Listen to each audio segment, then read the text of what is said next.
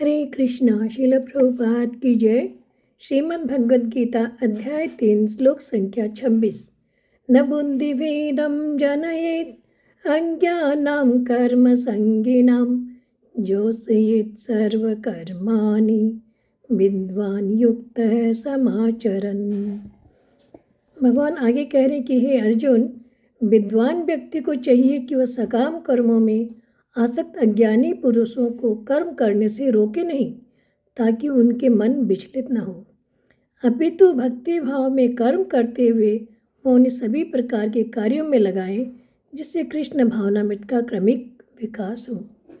तो हम देखते हैं कि पिछले श्लोक में भगवान ने असक्त और विद्वान शब्दों से जिनका वर्णन हुआ है, उन्हीं आसक्ति रहित विद्वान पुरुष को यहाँ युक्त विद्वान कहा गया है, जिनके हृदय में, जिनके मन में स्वाभाविक रूप से समभाव, जो निर्विकार है, जिसकी समस्त इंद्रियां जिन्होंने जीत ली है, जिनके लिए मिट्टी, पत्थर, स्वर्ण आदि सब एक समान है, ऐसे तत्वज्ञ महापुरुष को ही यहाँ पर युक्त और विद्वान शब्दों से अलंकृत किया गया है। पिछले 25वें श्लोक में सक्तः और अविद्वांस पदों का भी वर्णन हुआ था। वो ये वैसे मनुष्यों के लिए हुआ जिन्हें शास्त्रविहित शुभ कर्मों में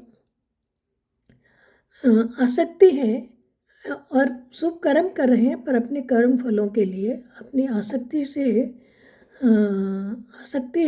आसक्ति के साथ कर रहे हैं।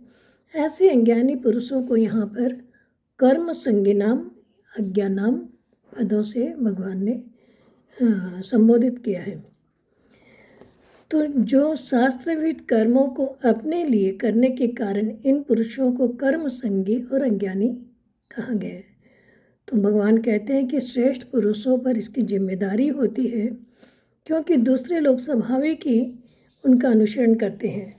इसलिए भगवान विपरीत पदों से विद्वानों को आज्ञा दे रहे हैं कि उन्हें ऐसा कोई भी आचरण नहीं करना चाहिए, ऐसी कोई बात नहीं कहनी चाहिए जिनसे अज्ञानी पुरुष जो कामना युक्त हैं, उनकी वर्तमान स्थिति से भी पतन हो जाए। अज्ञानी पुरुष अभी जिस स्थिति में है, उन्हें उसी स्थिति से विचलित न करना ही उनमें बुद्धिभेद, उन्हें उस स्थिति से विचलित करना ही बुद्धिभेद कहा गया है।